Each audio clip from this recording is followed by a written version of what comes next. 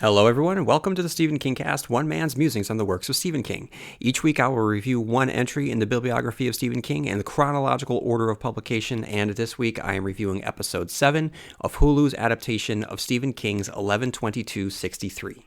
Now I'm going to read some iTunes reviews because without iTunes, the Stephen King Cast would be nothing. Now, I mean, I know that a lot of people out there just listen straight off the Podbean website. I know that a lot of people out there listen through Stitcher, but iTunes happens to make up the majority of the downloads out there, and what the iTunes has done is legitimize the Stephen King Cast, and I just really appreciate everyone that has taken the time to write a review, because the more reviews that are attached to a podcast, it expands the visibility of that particular podcast. So if someone types in Stephen King, if they were interested in Stephen King based on all the Dark Tower movie news and 11/22/63, and they're like, I wonder what podcasts there are out there for Stephen King. And they type in Stephen King.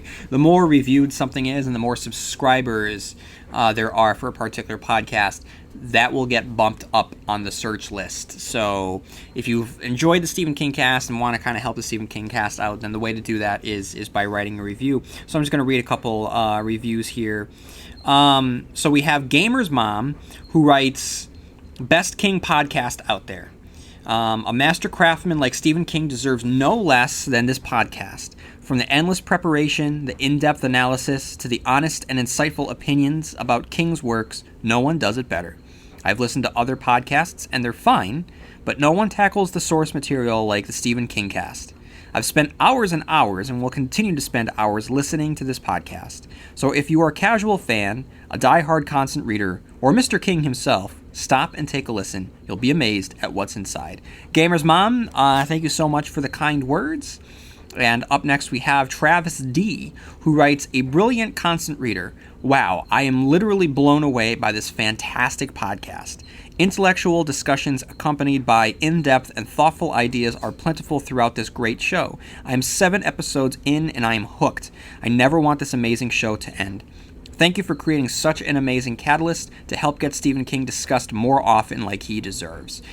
Travis, thank you for writing in, and what Travis mentions here kind of harkens back to the very first episode of the Stephen King Cast when I reviewed Carrie. I prefaced the review talking about why I was doing the podcast in the first place. And for those of you who were tuning in for the first time, when I sat down and pondered the Stephen King Cast, I didn't find a lot of Stephen King podcasts out there. And I think this was right around the time when Dr. Sleep came out, and I just wanted to hear someone's thoughts on it. And I did a search and I found some, but I mean, they nothing that it wasn't what I was looking for, I should say that. So I decided to make the podcast that I would like to listen to, in the hopes that I was contributing to the conversation around Stephen King, because I felt that at that time there was not as much conversation in the pop culture arena, I guess, or on the pop culture stage, revolving around Stephen King. And this is a guy that he was the conversation for anyone that lived in the 80s and 90s. And I kind of just, I want him to be back in that limelight again. So that was one of my mission statements for the Stephen King Cast. Up next, we have 33 SMB, who writes, "You need this in your life. This podcast does what I never could quite pull off. It goes through every Stephen King work, even most of the film adaptations. If you are a Dark Tower fan like me, the podcast moves through the entire body of work, connecting all the dots. You will discover things you never knew existed, make connections that you miss on your own reading King's books under the covers with a flashlight. The sound is mixed well, his voice is in good range for binge listening without it grating on your nerves, and the price is great. I tell everyone I talk to about Stephen King about this podcast. Now I'm telling you, it's great." 33 SMB, thank you so much. And thank you for the compliment about the voice. That was actually one of the... I mean, no one likes to hear their own voice, right? So I was kind of worried when I sat down to record this. I just didn't know if I had a podcaster's voice. I didn't want to alienate people But yeah, I mean, I'm not in a studio. I'm in my basement. You probably can hear my dryer, which is on its last legs. So I mean, I try and keep it as professional as possible, but I'm just doing this on my own time. So I'll leave it there for that now, and I'll get back to some more reviews in the next episode. So guys, like I said, I mean, if you have a couple minutes on your hands, just head on over to iTunes. It would really help me out. And anyone that lives overseas, just do me a favor and take a snapshot, a screenshot of the iTunes review for whatever country you're in, and send it my way to stephenkingcast@yahoo.com, because I have no way of being able to check out the reviews from other countries on iTunes. I can only look at the iTunes reviews in the States. So I'm just very curious to see what the other reviews are out there, because I know that there's, I'm fortunate to have viewers all over the world, which is awesome. So, I mean, if you have a few minutes on your hands, just kindly send me a couple screenshots, just so I have an understanding of what some of the feedback is out there. Okay, guys, what I want to do now, I want to read some listener emails, because I'm not doing this in a vacuum. I want to make sure that I am part of a dialogue, and at the very least a vehicle for you to be able to express your thoughts on Stephen King, on his books, on how you got into Stephen King, patterns that you have found within his writing, what Stephen King means to you, or anything that I have said that you either agree or disagree with. Just send something my way, and I'll be able to read it on the air. So Lauren writes, "Hello, Constant Podcaster. I'm a new listener, but I skipped ahead to hear your thoughts on the Hulu version 11/22/63, which is a beautiful book that I enjoyed very much.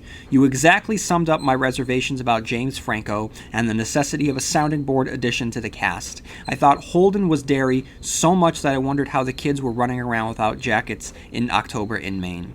I did want to get your thoughts on a couple things. Do you think that removing Jake's back and forth to the future before he saves the Dunnings will also remove or underscore the tension later as things go wrong with stopping Oswald in 1963? That he can't stand to start over and go through everything again?" So Lauren, yes, I do believe that it gives his mission a singular purpose, that even though he is able to go back in the past, this is his one chance to do it. I think that it was a smart move to remove that back and forth and that trial run that Jake had the first time around in the book. And she continues to write, "Sadie is a character that I fell in love with immediately, and it seems that the Hulu treatment removed her charming flaws. What are your thoughts on her so far? To me, she seems like a pretty normal, pretty girl instead of the awkward, clumsy diamond in the rough that Jake discovers." So, I like Sadie. I really like the actress that they cast as Sadie. I feel as though she has the amount of charm that she has it seems endless. I love watching her. I think that she's doing a great job. I just think that the character is not serviced very well. And I just don't think that any of the Jodie scenes are maximizing their potential. I think that she, along with all Jodie life, kind of got a gloss over, and I wish that we had gone deeper. But yeah, I can definitely see what you mean. She doesn't seem to be much else other than the pretty love interest. I don't need her to be clumsy. I don't need her to be tall. I don't need that. But I would have liked to have seen a little bit more of her perspective with her ex-husband. I think that would have given her some meat to chew on, and we didn't get that. We kind of got the damsel in distress. But we have one scene where she's monologuing to Jake about the secrets of her ex-husband, and I wish that we just got more. Not necessarily the secrets about this ex-husband, but the life that she had lived. How does it affect her now? We never really see her as the librarian. We never really see her as one of the most influential figures and the most beloved characters in this small Texas town. And I would like to see how her previous life and her current life have shaped the woman that she is. And I just don't feel as though that they handed it to the actress.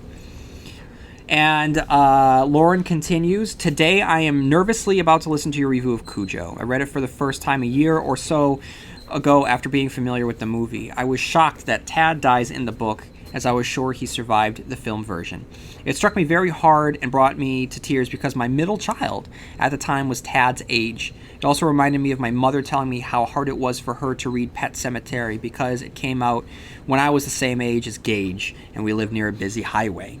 What is it about Stephen King where he can strike so closely to our primal fears? Case in point and Big Driver, among others. And I would say that that's why Stephen King is Stephen King, is because he's able to get to that human aspect. So, I mean, he doesn't need a St. Bernard. He doesn't need a Pet Sematary or zombie cats. He can get to the human element there.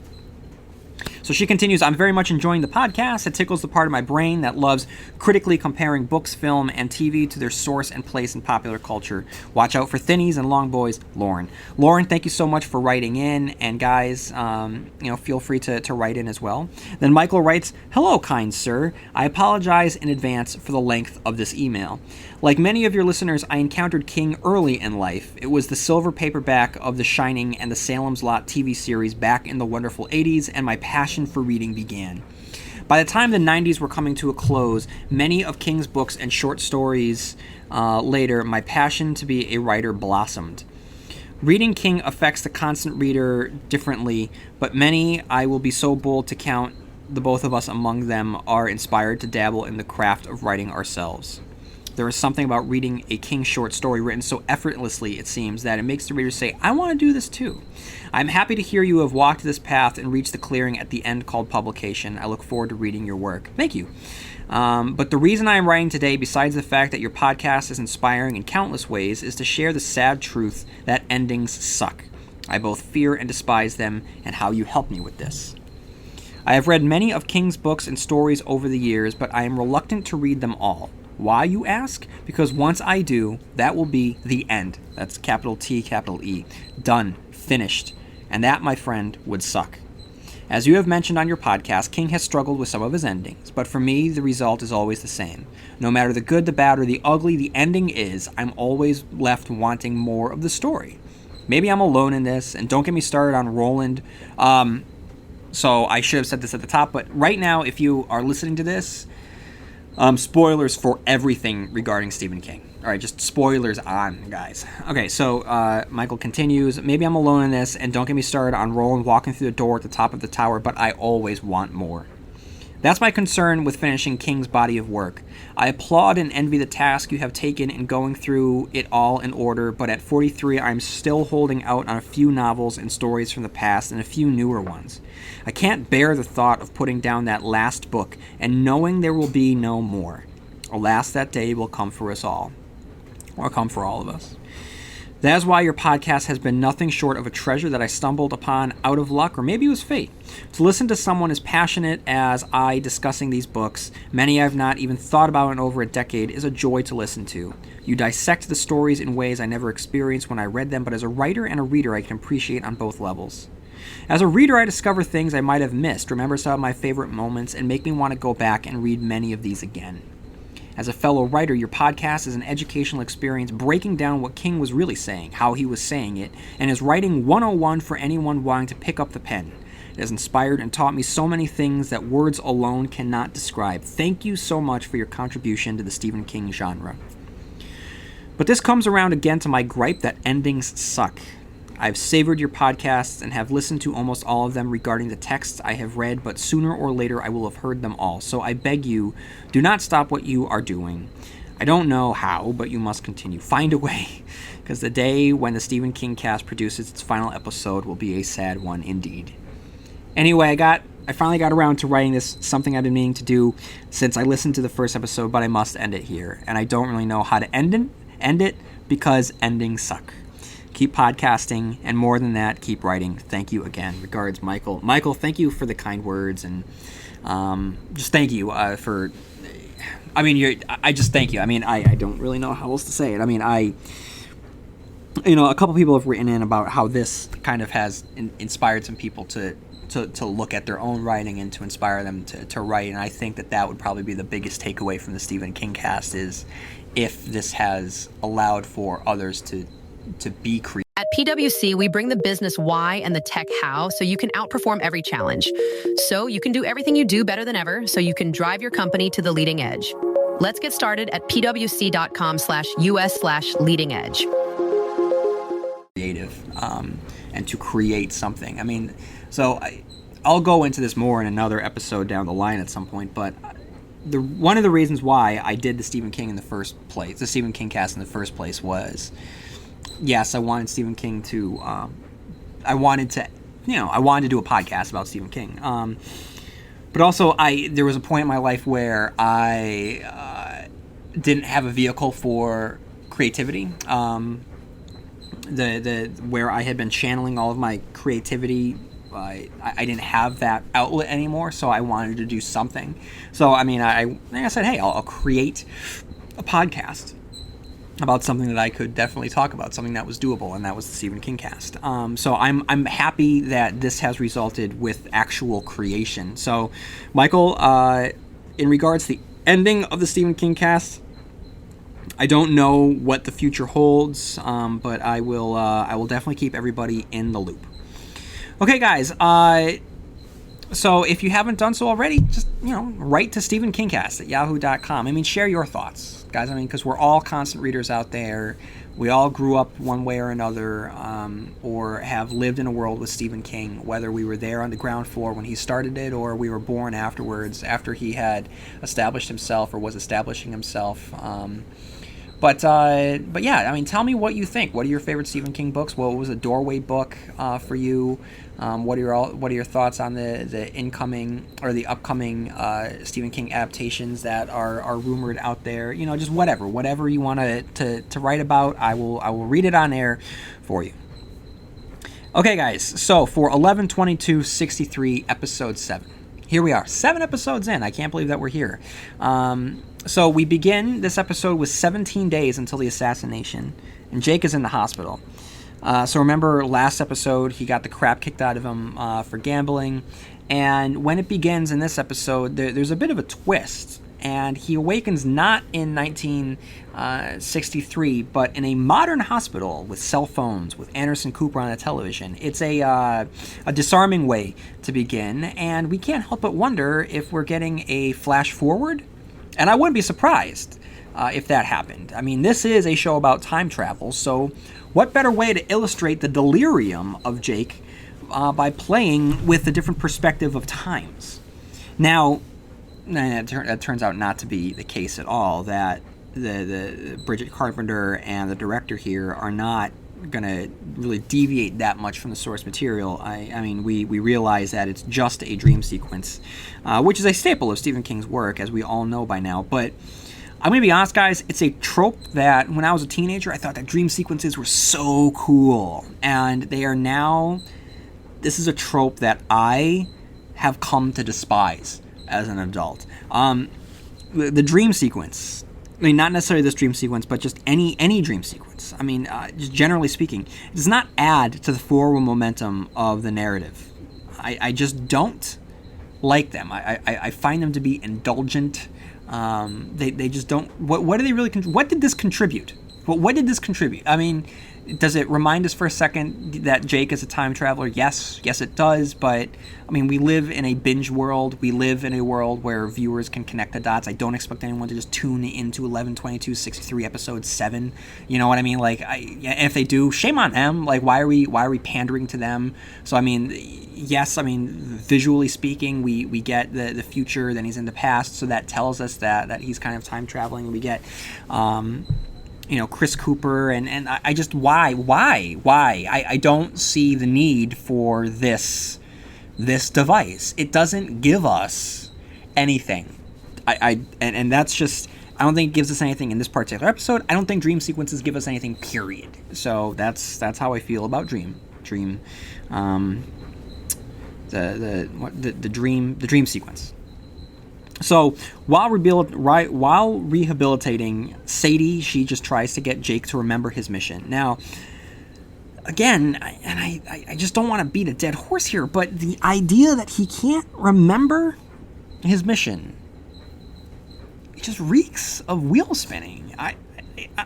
For a show that never truly gave us a definitive look at the town of Jody. For a show that never established Jake as an incredible teacher, an influential figure of the town. This, way much more so than the book, it just really feels like a waste of time. To me, it is a last gasp to create tension in the final act as we head into our last episodes, but it's false tension because the show has to conclude at the depository. We know that that's going to happen, so we know that Jake is going to get his memories back to arrive at that precise moment in time. So to spend 50 minutes where he doesn't have his memories, it's wheels turning and the car not going forward. I thought it was wasteful in the book. I think that's much more wasteful in the adaptation. So in order to get his memory back, Jake and Sadie head to visit Bill Turcotte in the hospital, the same hospital that Jake had admitted him to. And we learn that Bill has been receiving electroshock therapy. Now, this is a horrifying idea, guys. That Jake had imprisoned him to effectively be tortured and to have his mind taken away from him. It is very One Flew Over the Cuckoo's Nest. Now, Bill didn't leave Jake many other options in the previous episodes, but still, this is a dark, twisted little beat in the narrative, and this is not a criticism. I mean, I really enjoyed this. It shows the lengths that Jake will go to in order to fulfill his mission here, and the price that he has to pay and the consequences of that. And then Bill's story comes to an unexpected and jolting end. I mean, when faced with the reality in which he is not insane, but in fact one in which the time traveler first befriended him before imprisoning him to be tortured and reconditioned, Bill chooses death over living in this reality, which was a shocker and a bleak ending to this character. Now, while I'm on the topic of Bill, I liked this moment, but it has no effect on the narrative, and it completely undercuts Bill as a character throughout the series as a whole, which is too bad, because he was created specifically so that Jake could talk to someone and verbalize his plan and what he was thinking, because the book had been first-person perspective. So without that, we need to get in Jake's head, and what better way to do it than give him someone to talk to. And there were moments in episodes 1 through 6 where he functioned as a wild card, and as someone that had read the book, I didn't know what was going to happen with Bill. So when he starts getting close to Marina and he's falling in love with her and he's making out with her and she's attracted to him and he's befriending Oswald and he's integrated himself into the life of the Oswalds, that is some pretty rich material that allowed for Bridget Carpenter, the showrunner, and the writers and the directors to be able to really deviate from the source material if they had wished. There's so much that they could have done, and there was a moment there in last episode where I was getting very, very, very interested in the prospect that perhaps the time traveling from Jake is what caused the second shooter to happen, and that Bill was the second shooter. I thought that would have been great. All of that, any potential that Bill had to impact the story completely goes out the window now because he just commits suicide. It's a great moment, but one that does not have any ramifications, and it retroactively forces the character to not have any ramifications on the larger narrative. Now we are only 8 days until the assassination. No, 7 days. Nope, 6 days. No, 4 days. So time is flying by. And then Jake regains his memories while with Sadie at Lee's apartment. Looking at Lee, he remembers his mission and is torn between murdering the man or not, because at that moment, while gripping a knife in his hand, Jake watches Lee, not as the assassin, but as the father who was holding his daughter. So again, like I said, he all of a sudden remembers, and it completely, to me, it makes the entire time when he didn't remember it pointless. So what was the point? There was no point. I mean, I just rather would have had them fill up that time with something worthwhile, give us some significant character beats here. And then Sadie argues to be part of stopping the assassination, which of course is not going to end well. Those that have read the book will know, what's coming. But I'm not sure about the television adaptation of Sadie. I don't know what's going to happen with her. I don't imagine it's going to work out well for her and Jake. But they devise a way to stop the assassination by attempting to steal the fabled rifle, but they're too late, so they have to go through with it. They have to get to Dallas. They have to try and stop him in the moments before, Lee is about to kill him. JFK. And the next thing we know, it's 11/22/63. 12 hours to go. While waiting for the next day, the Yellow Card Man shows up in a supernatural flash.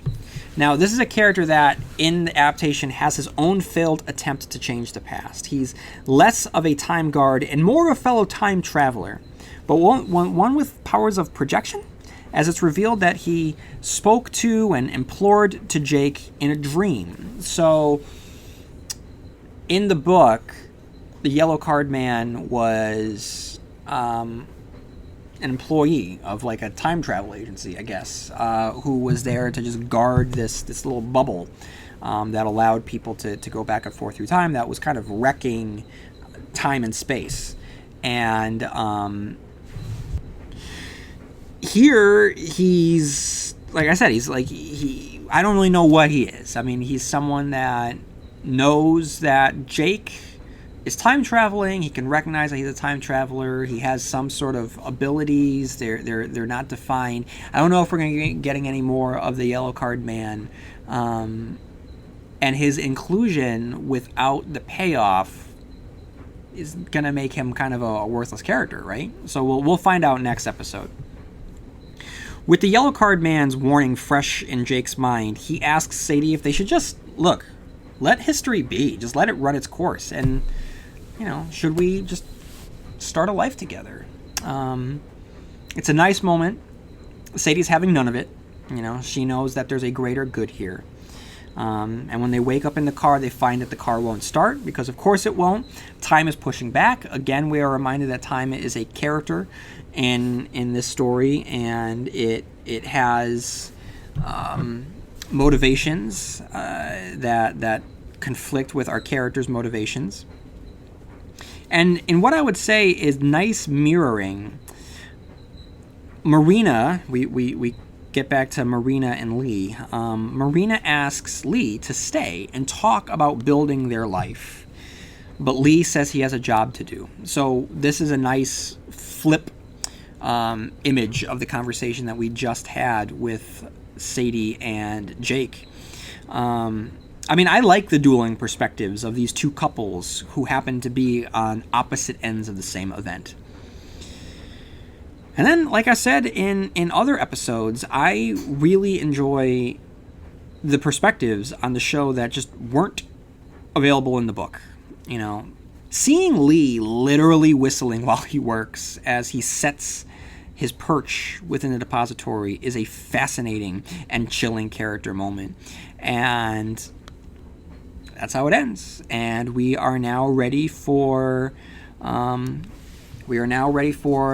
final episode of 11/22/63, which will premiere on Monday. And so make sure you tune in to get my thoughts on that one. This episode, like I said in the last episode, my interest in this show has decreased with every subsequent episode. I think it's competent. But I think that to me the story in the book was not about JFK, right, and stopping JFK. To me it was about the life in Jody and his life as George Amberson and his life with Sadie, and the idea that he could stop the assassination and then live in Jody and be this man, or maybe go to the future. To me, that's really what it was about. And the adaptation is all about stopping JFK from being assassinated. That's the A plot. Whereas I found that he was able to build a life, and that becomes the A plot. I guess another way of looking at it is the novel was character driven and this is plot driven, and it is less satisfying to me to have it be plot driven, because I don't believe that the plot can really withstand the 8 episodes. I feel as though we're kind of stretching it a bit thin, and if we had focused more on character, where we didn't have to get CGI tears like we did last episode, and we got, just give me 10 minutes of a Dead Poets Society moment with Jake in the classroom. Show me who he is as a person. Show me more chaperones, chaperone dances. Show me more scene, like show me any scene where he's inspiring students, either in the classroom or outside of the classroom or just in life. Like, we don't get that. There's a huge disconnect between the character and the town of Jody, and that to me is a failure on the part of the showrunner and the creative types. And maybe they had this conversation and realized that that they wanted to service the plot over the characters. Maybe this was a decision that they made. If this was a decision and not a mistake, I would argue that it was a bad decision. I think that it takes something that could have been special and turns it into something that is serviceable, watchable, but not something that's going to be memorable. Now, I say all this with 1 episode left, and maybe this 1 episode does everything to change my mind. I doubt it. And then knowing where the book went, I don't know exactly where the show is going to go. There seems to be a lot that is going to get cut out, which again, I'm fine with. I'm just trying to predict where it could go. I imagine like the major cataclysm and catastrophes that take place because JFK is saved, and there is just catastrophic events because time has been changed. I don't think that we're going to be getting that. I don't think that we're going to be, Jake's going to get to a dystopian future. I don't think that we're going to see that. I imagine that Sadie's going to die, and he's going to go to the present. And I think that we're going to get some sort of ending that mirrors the ending of the book, where he says goodbye to Sadie. But the whole, like, and they danced, I feel like that it's not going to hinge on that from here until eternity. I think that that's going to be that's how it's going to end, because that's kind of been their catchphrase. All right, everyone, so may you have long days and pleasant nights, and I'll see you here next time where MOON spells Stephen King Cast.